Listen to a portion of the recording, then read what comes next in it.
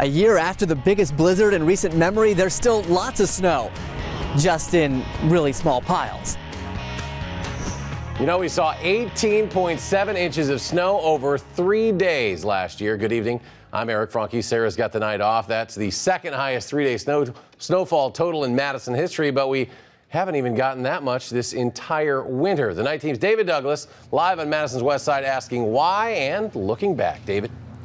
This is the time of year, Eric. We're generally out here checking on road crews, making sure they're doing their jobs in the cities and the counties. But if we look at the roads tonight, obviously they're completely clear. And by the side of the road, just a little bit of slush. There is actually a reason we haven't had a big blizzard or even a big storm yet this winter.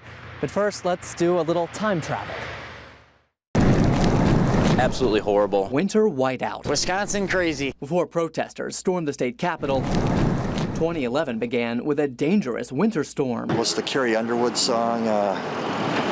Jesus Take the Wheel. And when we talk about snow drifts, this is what we mean.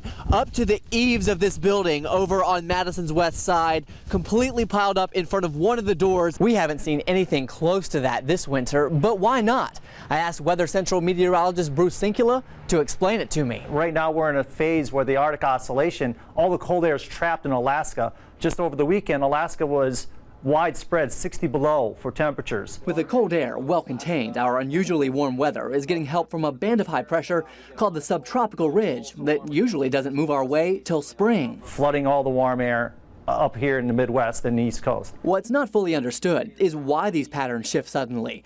Finding the answer is a challenge UW researchers are up against. There's a whole bunch of interesting questions surrounding things like this. How much more frequent might they be in the future? Is it a direct consequence of how the atmosphere has changed subtly over the last 100 years? Science isn't the only thing unsettled. Just ask a couple of folks how they describe this blizaster compared to this bliss. Pretty mild. Since I'm in the snow removal business, there's just not much work, so it's slow. So you'd be okay if it stayed this way? Yeah, I'd be great with that. Because some people hated it, but you loved it. Oh, I loved it more than anything.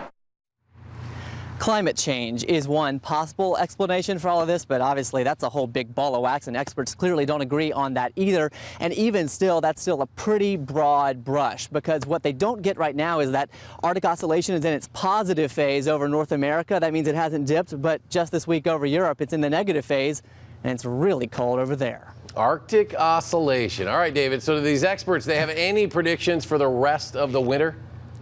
What I'm hearing, Eric, is that if we don't get a big storm by the end of February, early March, and I know that's a pretty typical time to get one anyway, but it's probably not going to happen. So we might have made it through the winter with less snow than we've seen in a very long time. Obviously, those guys in the snow removal business aren't too happy about that. Yeah, good for some, bad for others. David, some interesting video transitions in there as well. Thank you.